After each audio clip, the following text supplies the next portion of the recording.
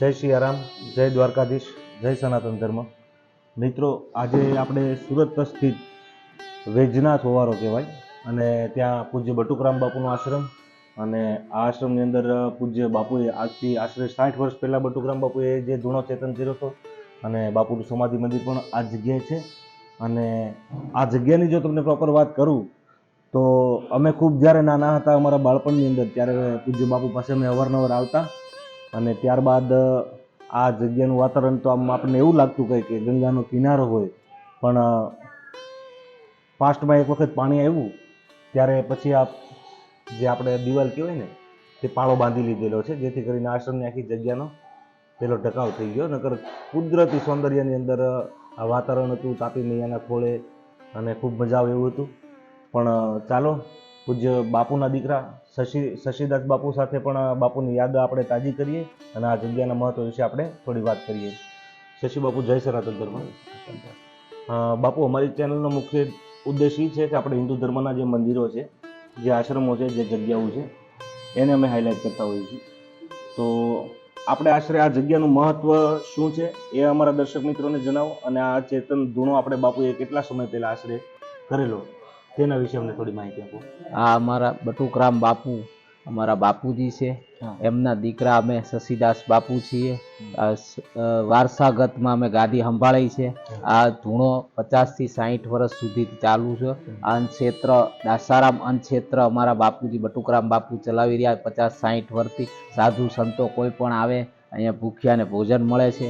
આ વૈદરાજ ઉવારો, તાપી કિનારો, કુમારિકા ક્ષેત્ર, અશ્વની અને કુમાર, જ્યારે અમારા વડવાઓ એમ કહેતા અશ્વની અને કુમાર અહીંયા તાપી કિનારે આવ્યા હતા, એ પરથી નામ કુમારિકા ક્ષેત્ર પડ્યું છે. તાપી કિનારે વૈદરાજ ઘાટ ઉપર દાસારામ આશ્રમ આવેલું છે.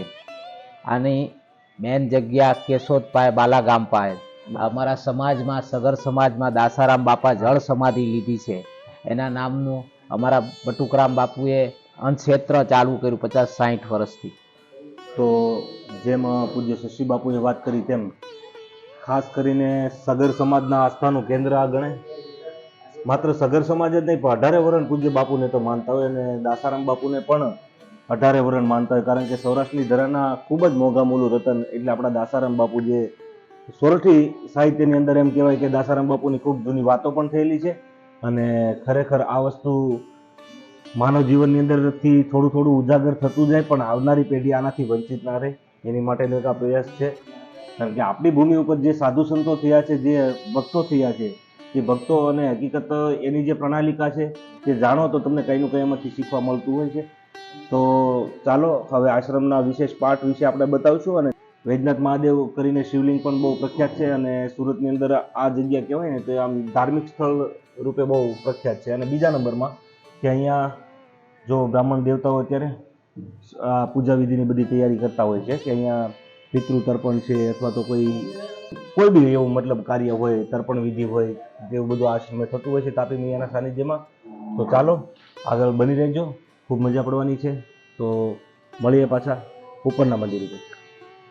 તો નમસ્કાર દર્શક મિત્રો, અત્યારે આપણે તમે જોઈ રહ્યા છો તેમ વૈદરાજ મહાદેવના ઓવારે, એટલે કે આપણે કુમારિકા ઓવારે વૈદરાજ મહાદેવનું મંદિર છે. એ બહુ પ્રાચીન મંદિર છે. એ મંદિરના આપણે મુલાકાતે છીએ. અને અહીંયા ભાઈ શ્રી, આપનું નામ જણાવશો? દિલીપભાઈ ઝવેરી આપણી સાથે છે. તો આ મંદિર વિશે એમણે પણ મને ઘણી માહિતી આપી છે, તે આપના સુધી પહોંચાડવા એક પ્રયાસ કરું છું. દિલીપભાઈ, આપ આ જગ્યાથી કેટલા સમયથી પરિચિત છો? હું તો કમસે કમ મારા જન્મથી જ પરિચિત છું. એ પહેલાં મારા ફાધર અહીંયા આગળ સેવા કરતા હતા. એ સેવા કરતાં એમને બી આખું એમનું જીવન અહીંયા પૂરું કરી દીધું. હું અહીંયા રહેતો નથી, હું રહું છું ચોક બજારમાં રહું છું. તાકી ચોક બજારથી હું અહીંયા આગળ એમ લોકો પહેલાં સાયકલ પર આવતા હતા. એ સાયકલ પર આવતા પછી છે ને જે બાપાની સાથે જે જોડાતા આજે અમારી જીવણીથી લઈને ગઢા થઈ ગયા. કોઈ આ આપણું મહત્વ મતલબ માહિતી જે હતું કારણ કે એ એક આ જે સેવા કરતાં એક જાતનો સેવાનો રંગ લાગી ગયો, અને સેવા કરતા રહ્યા અને કરતા રહ્યા. અને આ મંદિરનો કંઈક ઇતિહાસ જોડેલા એવો પણ છે કે કંઈક વૈદરાજ મંદિર એટલે એનું નામ પાછળનું કંઈ કારણ મને જણાવો. તમે થોડી વાર પહેલાં વાત કરી જે દેવો સ્વર્ગલોકમાં જે દેવતાઓ રહેતા હતા, તો દેવતાઓના જે શેષનાગ હતા હા. તે શેષનાગ પર એમની એક આંખ ખરાબી આવી છે. તો એ આંખને કારણે છે ને એ પરેશાન થતો શેષનાગ. તો વિષ્ણુ ભગવાને છે ને ત્યાંથી બોલાવો મોકલો કે ભાઈ જાઓ અહીંયા આગળ પૃથ્વી લોકની અંદર વૈદરાજ નામના એક ઋષિ રહે છે. તો ત્યાં આગળ છે તો એ જ તમારી આ એનો ઈલાજ કરી શકે. બાકી બીજા કોઈની પાસે ઈલાજ છે નહીં. તો સ્વયં અહીંયા આગળ ભગવાન એમને અહીંયા આગળ એમને તેડવા આવ્યા અને જે તેડીને લઈ ગયા ઉપર. તો હવે થયું એવું કે દવા મૂક્યા પછી એ દવાથી એમને સારું થઈ ગયું શેષનાગને. અને એ પછી કીધું કે વિષ્ણુ ભગવાને કીધું કે હવે તમે અહીંયા કરી વટ રોગની અંદર રહેતા થઈ જાઓ. તો પછી એમને કીધું કે ભાઈ હું અહીંયા પૃથ્વી લોકો છું, હું એમ કીધું કે મારે અહીંયા રહેશે કોણ? તો એને સ્વયં ભગવાને છે ને એમને કીધું કે ભાઈ તમારી જગ્યા પર હું તમારું શિવલિંગ સ્થાપના કરું છું, હું ખુદ અહીંયા આગળ સ્થાપિત થાઉં છું. તેના ત્યાર પછી છે ને ત્યારથી છે અહીંયા આગળ એ દરમિયાનમાં પૃથ્વીને એવી કોઈ વસ્તી હતી જ નહીં. આ તો સતયુગના જમાનાની વાતો છે, નહીં કે ત્યારે કળિયુગના જમાનાની વાતો છે. ત્યાર પછી સતયુગને કળિયુગ અને ત્રાપર યુગને બધા કયા બધા યુગો આવીને પડતા થઈ ગયા. હવે આવાળા વર્ષો તો લાખોની સંખ્યા, લાખોની વર્ષમાં જંગા જતું હોય છે. તેમાં ઝવેરી સાહેબે વાત કરી તેમ આપણે યુગાંતર શિવલિંગ અહીંયા પૂજાય છે. અને ઝવેરી સાહેબ આ જગ્યાનું એક લોકવાયકા એવી પણ છે કે આ શિવલિંગ આશરે કેટલા ફૂટ ઊંડું છે અંદાજિત કે તમે કમસે કમ એમ સમજો કે એ છે ને 15 ફૂટ નીચે છે. 15 ફૂટ નીચે જમીનથી જે આપણે અત્યારે જલાભિષેકનો જે સ્થાપના કરેલી છે તેનાથી 15 ફૂટ નીચે 15 એટલું ઊંચું છે. અચ્છા, જમીનથી 15 ફૂટ નીચે આ શિવલિંગની સ્થાપના છે. એટલે ખરેખર મંદિર બહુ પૌરાણિક છે. સ્વયંભૂ જ અને છે. મારું તો વ્યક્તિગત રીતે એવું માનવું છે, બહુ નાનપણથી હું અહીંયા આવતો, જ્યારથી સમજનો થયો ત્યારથી હું બટુકરામ બાપુનો આશ્રમ, વૈદ્યનાથ અવારા, વૈદ્યનાથ મહાદેવ, કણપાનનો વડ, આ બધું એક અમારું આસ્થાનું કેન્દ્ર હતું. અને પહેલાં ફરવાનું સ્થળ પણ આ જ હતું.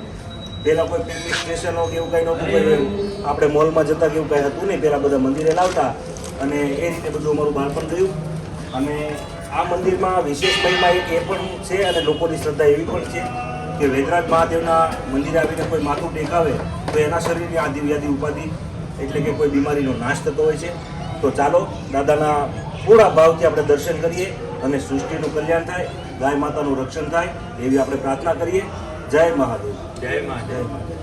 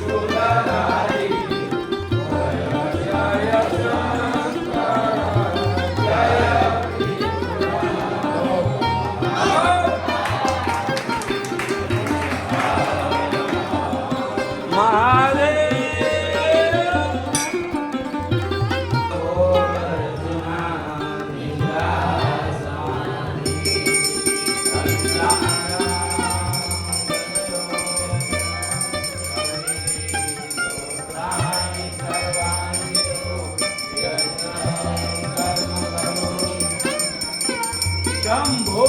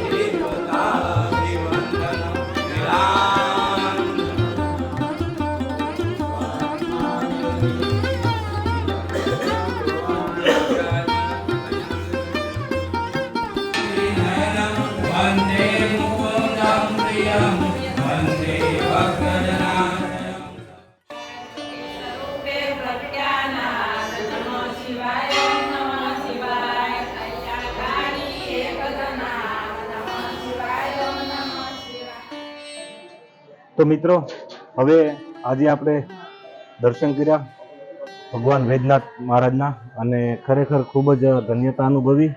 આરતીમાં જે લાભ મળ્યો અને ખાસ કરીને દીપકભાઈ ઝવેરીનો પણ આ તબક્કે અમે અમારી ચેનલ વતી ખૂબ ખૂબ આભાર પ્રગટ કરીએ છીએ.